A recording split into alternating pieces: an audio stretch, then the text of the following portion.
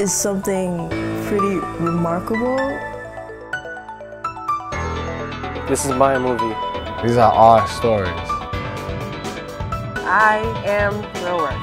Are you recording right now? It ruined my life because I lost my mother. We were really at the age where it was going to affect us the most. Listen to my story. This is my story. Get inspired by us teens. This is where I can tell my story. Where teens from New York are given a voice. This is Real Works.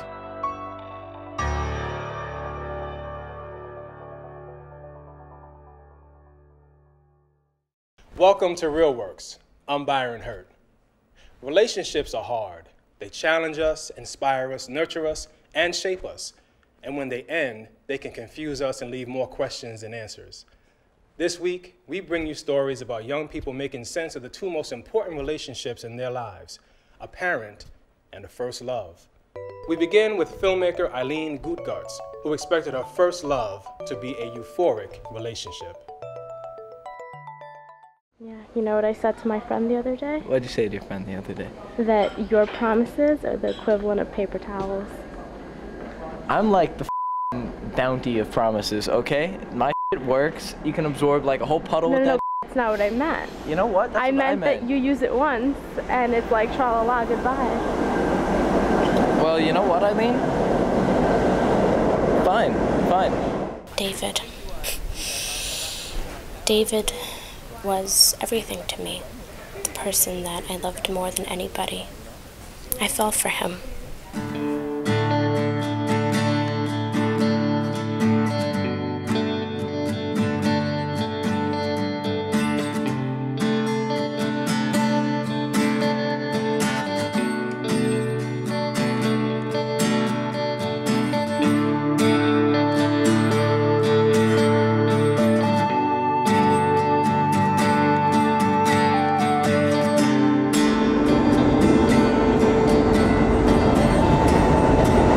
What's your definition of love?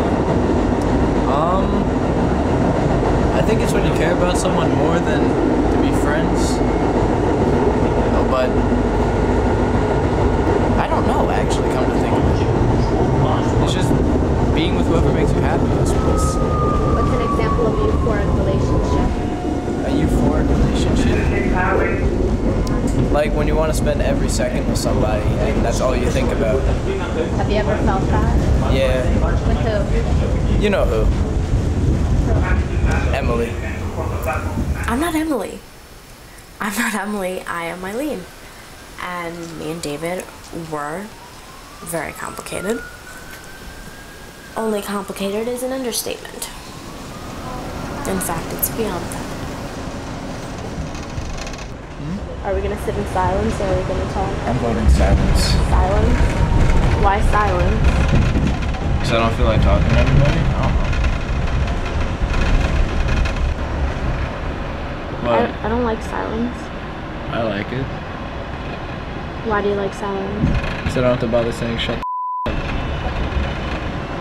When I was with David, my definition of love was sacrifice. I thought that you had to be able to give everything to that person, no matter what it was, and you wouldn't always receive anything back. And to me, that seemed okay. You know why I dealt with you, Ileen? Uh-oh, here it comes. Here it comes. Dramatic. I love you. No, you don't. Yes, I do. No, you don't. David, I know you. You do not love me. Yeah, you don't know me. You you're admitted 5 seconds ago you don't know me anymore. And now you're saying. No, because you told me. Hello. You're the one that told me I don't love you anymore. When was this? When was this? When you were spazzing out and I was trying to save your life. Do you not remember that? No, actually, I was really gone at that moment. Yeah. If you remember. No, because you know that I don't like you telling me that you're gonna die, and all the time you would be like, I'm gonna kill myself right now. Don't tell me again, or I'm gonna kill myself. You know what, Ileen? No, because you guilted me. I didn't. And I didn't speak to you because I didn't want you to die, David. You know what? I'm not even coming up with responses for this because anymore. You know that I'm right. You know what? You sound upset. I wonder why. You know what? There's absolutely nothing I can do to fix that. Because you said it. That's why. I did say it. You told me I don't love you anymore. You're a for da-da-da-da-da, and you used all the words world, like, against me. Like, I hate you, don't talk to me again, I'm gonna kill myself, da-da-da-da-da.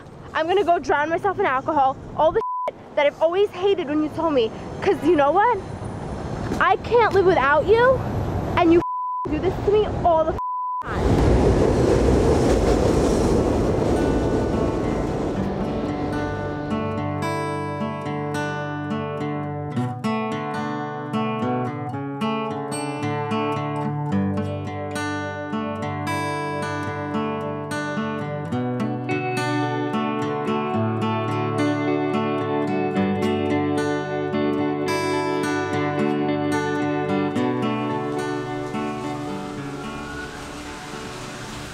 Love doesn't exist. If love existed, then I would be happy. I wouldn't be sad and frowning and crying and wishing that everything that happened didn't happen. If love existed, then why would people leave you? Why would they forget about you? Why would they not care?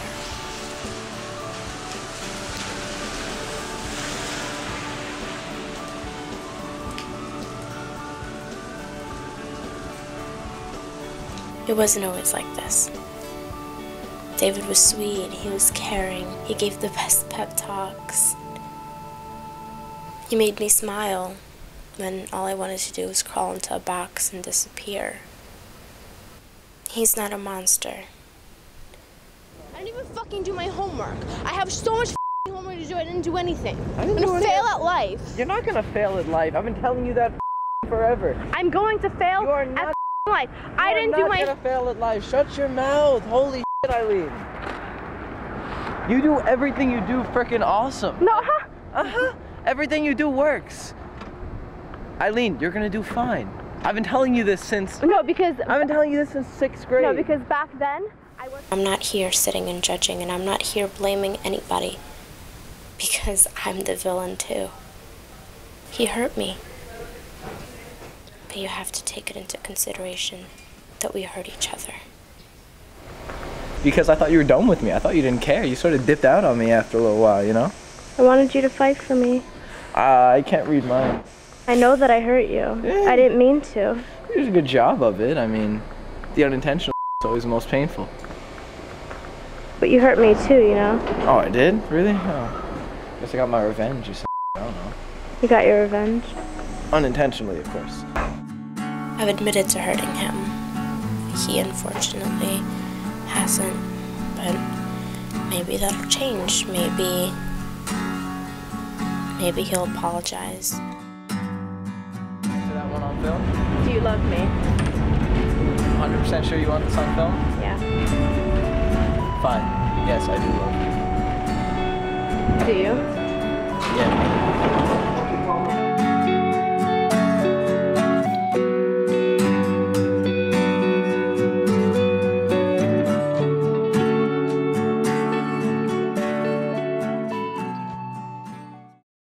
We recently caught up with Ileen to talk to her about her film and how her story evolved.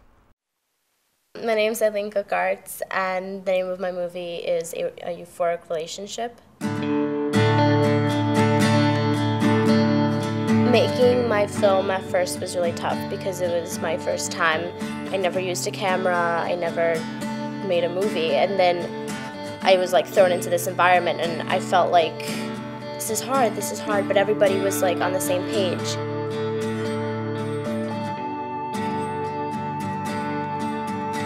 At first, my idea was to do kind of like a study. I was going to interview different age groups, like 5-year-olds, 13-year-olds, 16-year-olds, and then married couples. And I was going to ask them the same questions, what their definition of love was, what influenced those ideas, and somehow I was hoping to kind of figure out what my definition of love was. Love is when people like get together and maybe when they kiss or hug. The moment that I realized that I had to kind of scrap the original idea and just focus on me and David was when I was actually starting my editing process. I was putting all of the footage that I had already and kind of like putting it together and structuring it. And I realized the footage that really stood out was what David was saying. But it was hard to kind of accept it because it was like throwing away my baby, like this original idea that I was working on. But I'm really, really happy about doing that because it worked out. You do everything you do freaking awesome. No. Everything you do works. Ileen, you're gonna do fine. Writing this movie was very personal and it was very difficult. Like rewatching what happened over and over and over and over again was definitely hard. But it's important because I know that if I was an outsider and I wanted to get through something, I would want to feel like I wasn't alone. And so I made this movie for other teenagers to know, like, people are going through this, you're not alone. It's okay to feel sad, it's okay to feel upset and hurt. Because I thought you were done with me. I thought you didn't care. You sort of dipped out on me after a little while, you know? I wanted you to fight for me. I can't read minds. I don't know that. David has not seen the film, but I'm working on it. Every time that we are about to have plans, something goes wrong and he cancels and something else comes up. But one day he won't cancel, and I know that for a fact because he has to see this movie. The toughest relationships are often our first relationships with mom and dad. After his parents' divorce, filmmaker Max Blecker set out to understand how his father's disability affected the lives of everyone around him.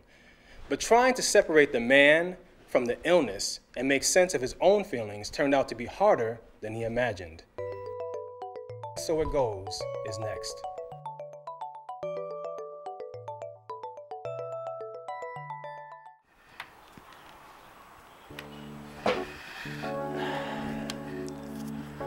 All right, this is day one. This is April 30th, 2006, and it's my first entry. Those are the first few seconds I shot for this film, so I thought it'd be a good place to start. This is a film making about my dad. Actually, it's a film about me making this film about my dad. I interviewed myself and my family members about him to get several points of view on him so that I could better understand him because I realized that I really don't at all.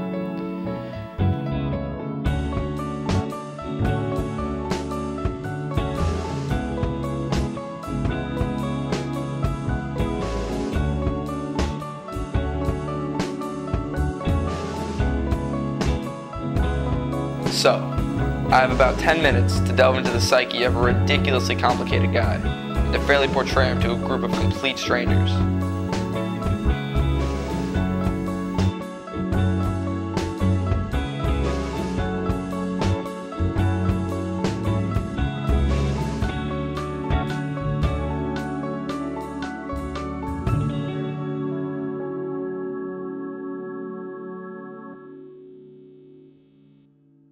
Well, my childhood was multi-layered. One of the first things that I learned about when I was about 3 was that I was adopted.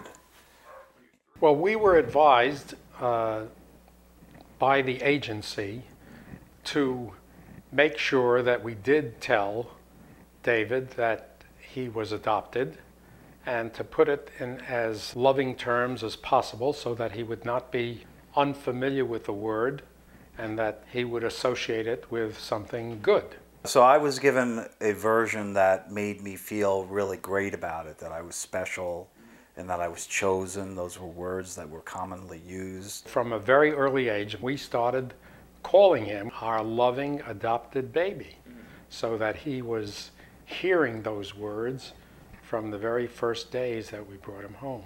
And that continued for years. And I can remember going outside to play with my friends and announcing that I was adopted with great, very proud of it, with great joy, and having them respond by saying, your mother didn't want you, and things like that. And although my adoptive mother and father were, for the most part loving, and my extended family were very loving and accepting, I always felt like they weren't my natural relatives. To this day, I don't consider him as anything but my son. Well, I don't think an adoptive family, in my opinion, can ever be the same. This is entry 2. It is August 30th, 2006. I haven't learned as many things as I expected to, really. It's more like things that I suspected have been confirmed. Like, I think that his being adopted was the seed, was the beginning of everything.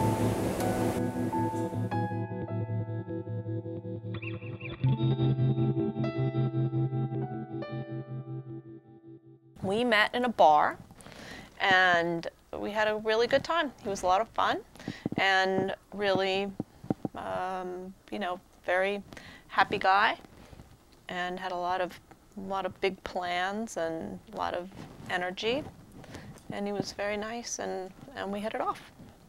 Like, at what point did you guys decide to get married? Well, we decided to get married when I got pregnant. Which was all good. It was all good, which was in, you know, it was in the fall of '88. Then on June 18th, 1989, I was born. It was Father's Day.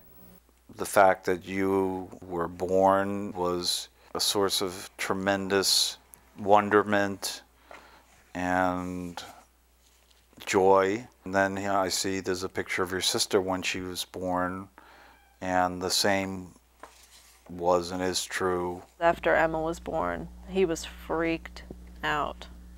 He was medicating himself with pot daily. And I think it was a very, very confusing time for her. And, you know, she saw the me who she married was slipping away.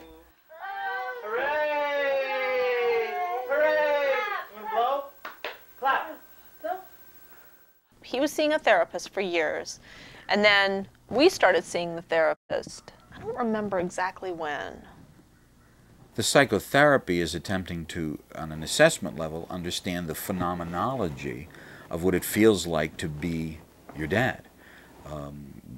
What does he experience? What is he going through? He was not diagnosed until much later. Really? Much later. A couple of years later. Well, the main things seem to circle around bipolar disorder, with periods of depression, followed by periods of hypomania. But there was a quality to some of these symptoms that seemed to go beyond what I've seen before with mood disorders. There was a persistent effort to keep trying to get up, keep trying to get out. This is not characteristic of somebody who's in a deep depression. They usually give into it, and you've got to fight with them. Come on, do something. The best way to get out of a depression is take some action. You know, it's like he already knew that. And what he started doing was wandering around the neighborhood, picking garbage, going through people's garbage and bringing stuff home, because he wanted to fix it up and sell it. She, at that time, gave me what, for maybe a healthy person, might have been an acceptable ultimatum, which was that I had to stop smoking pot, that I had to get a job, and, you know, things like that. But I couldn't. That was the last straw. When he started going around the neighborhood and picking garbage and being up all night, sleeping all day, there was zero help with you guys. Zero. It was like he wasn't even there. And I told him I was leaving, and within a period of a couple of weeks, had made the arrangements and was done, and never looked back. It was the most devastating day of my life. I was hurt, which became anger. He would come to my apartment and slip notes under the door in the middle of the night. So I'd wake up in the morning and there'd be a note under the door. What would they say? Nah, they were scary sometimes. They were threatening, and they were really, really angry. Threatened a lot to take you away from me. He threatened to sue me for alimony, and it was not pretty. But you guys really knew nothing about any of it. Nothing. I'm just realizing now, as I get farther into this process, how absolutely horribly tragic this whole thing really was. He was going up in the world. He was on his way. He was on his way, and then he hit a wall. You know, he just hit a wall, and his life has never been the same. It's never even come close to being the same.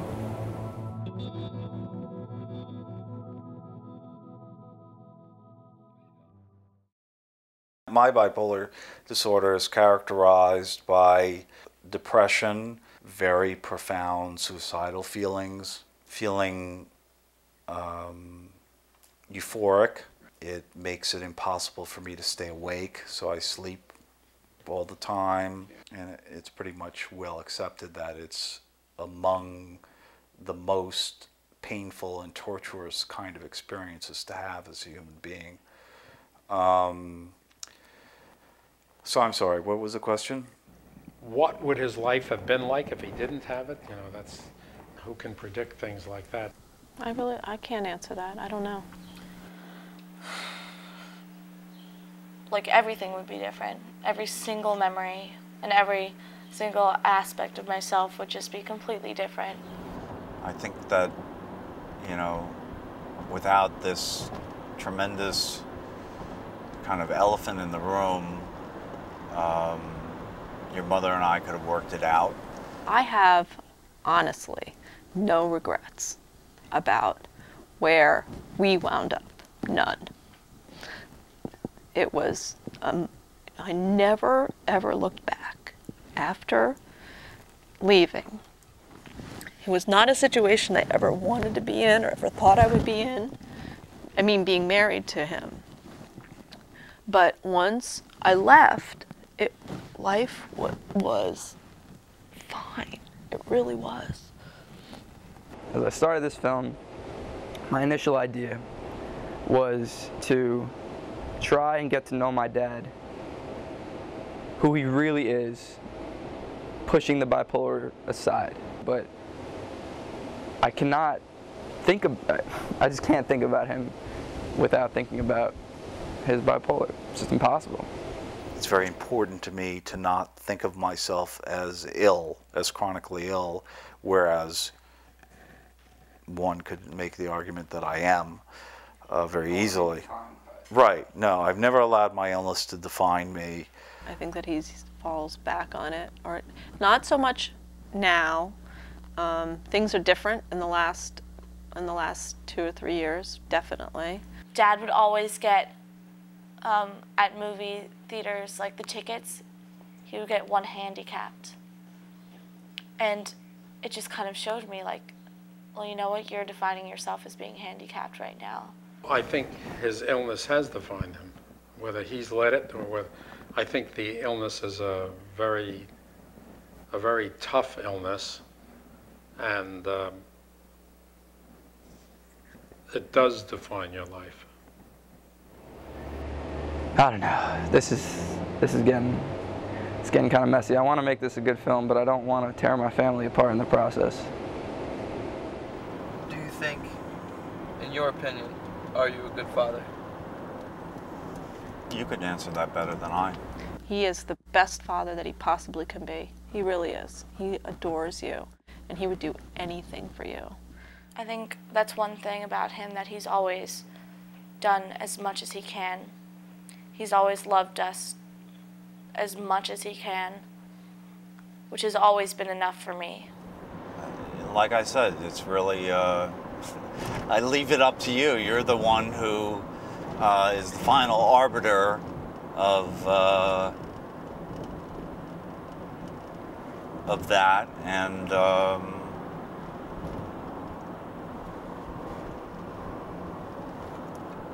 I think that your opinion is the most important, don't you?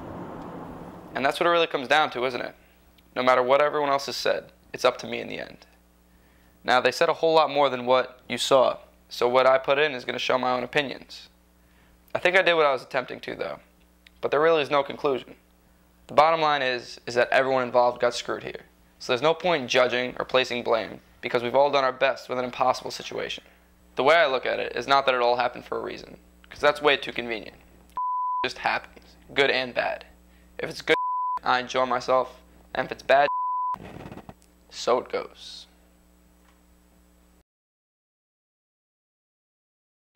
That's it for this week. Join us next time for more unfiltered voices of Brooklyn youth on Real Works. I'm Byron Hurt. Peace.